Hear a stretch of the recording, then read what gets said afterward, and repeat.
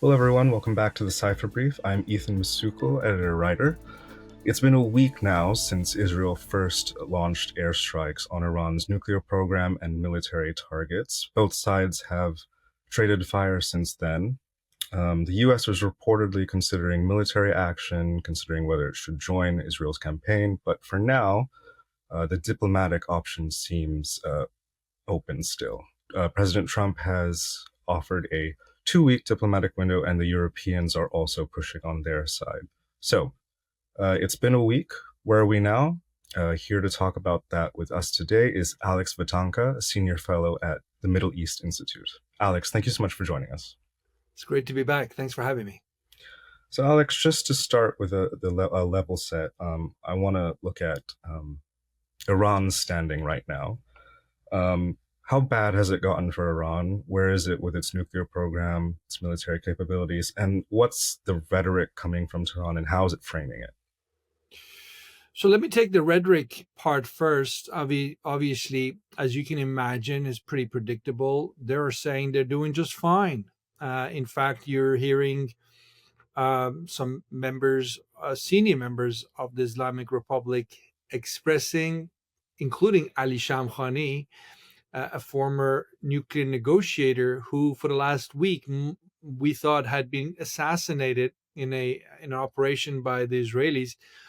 He has now issued a statement saying victory is just around the corner. So there is that kind of posturing by senior members of the regime, which we have now seen in the last couple of days. There was a few days where they were not showing up in front of the cameras, but the last couple of days, I'll say 2 days, we've seen senior members of the regime, Ali Shamkhani, Ali Larijani, again, another former chief nuclear negotiator, or the Speaker of the Majlis, the Parliament, Mohammad Ghalibaf, all coming out and saying, hey, nation of Iran, don't give up. We will prevail in this conflict. Obviously, that's the posturing, the spin. We can turn to what Iran has been able to do to Israel with the ballistic missiles. But before we do that, let's just look at what Israel's done to Iran. Right.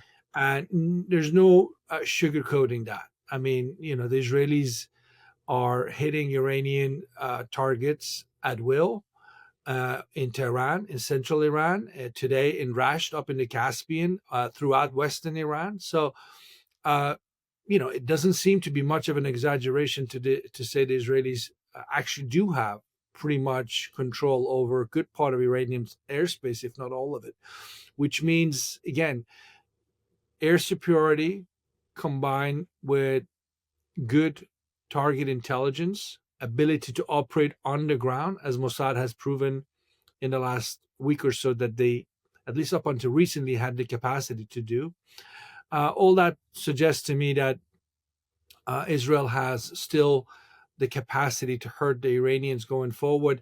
Obviously, the one big site that everybody's talking about is that Fordow site in the mountain, that Iranian enrichment site, whether Israel will take it out or not. But otherwise, lots of targets have been hit, lots of folks have died on the Iranian side.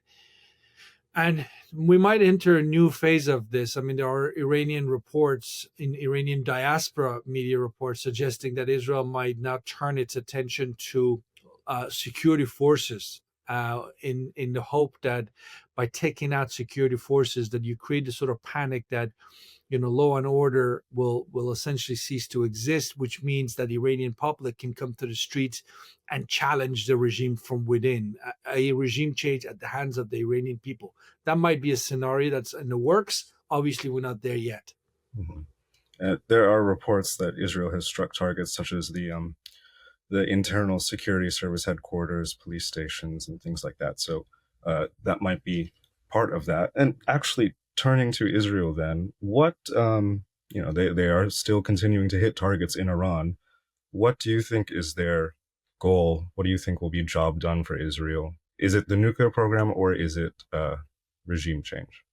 Well, it's pretty obvious that the Israelis would prefer regime change. I mean, if they can get a different political order in Tehran, that would be their preference. Then they don't have to worry about down the line if what's left of the regime, if they decide to continue to fight by other means. So from Israel's point of view, it's, they're saying it. It's what they're blatantly saying. That's what they want: regime change. But what you want and what you can get are two different things, as we know. Mhm. So whether Israel has a capacity to bring about regime change, we just discussed the possibility of public mobilization in Iran. I don't see signs of that yet. It could happen. This war could go on for days, weeks, months, in which case, you know, the Israeli banking on Iranian anger at the regime coming essentially to the surface and bringing the regime down might be a real possibility. But at this point, what I don't see is a clear map or an effort what I can say, now we can see what they're doing. Where is the organized Iranian opposition?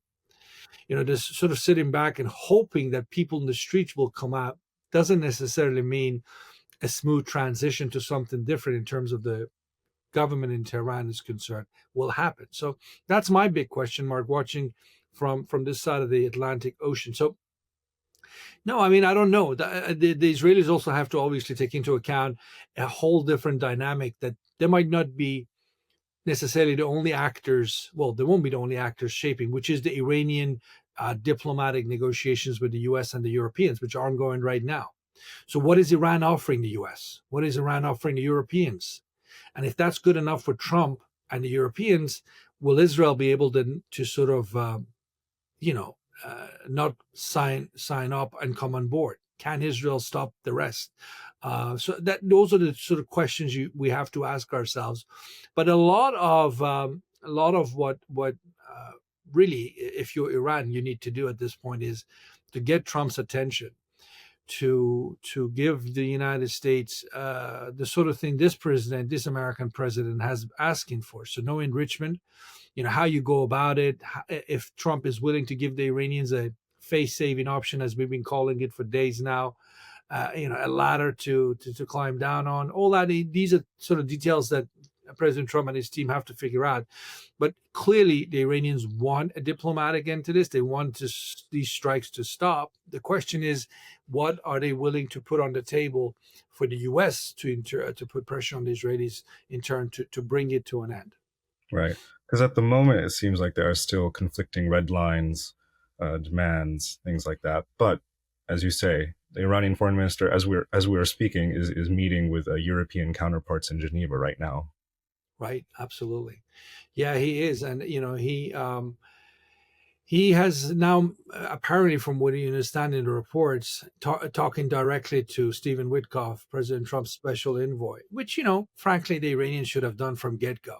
I mean, this whole idea that we don't negotiate directly with the United States, that just didn't do them any favors. They needed to cut out the middlemen. And the Omanis, God bless them, they've done a wonderful job in terms of mediation. They've done a wonderful job. I was in Oman with my colleagues from the Middle East Institute twice this year. We exchanged, information with the Omanis firsthand. We knew what they were doing. They're really trying hard to get Iran and the U.S. to come to some kind of a agreement.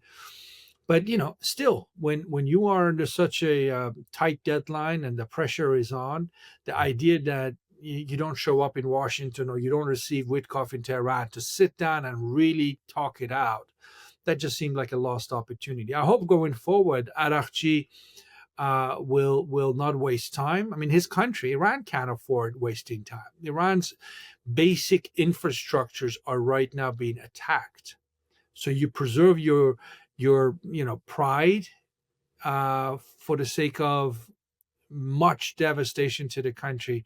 I know some people rather die than give in. I understand that's one mindset, but I certainly don't think that's what the Iranian people want their government, the regime to do. They want these strikes by the Israelis to stop, for their Khamenei and the rest of the leadership in Tehran to recognize that they need to make some concessions now, before it's too late for the regime itself and maybe even for the country. I mean, so much is at stake. People are talking about civil war. People are talking about the idea that this could descend. I mean, the country could descend into civil unrest and so forth. So lots and lots is at stake.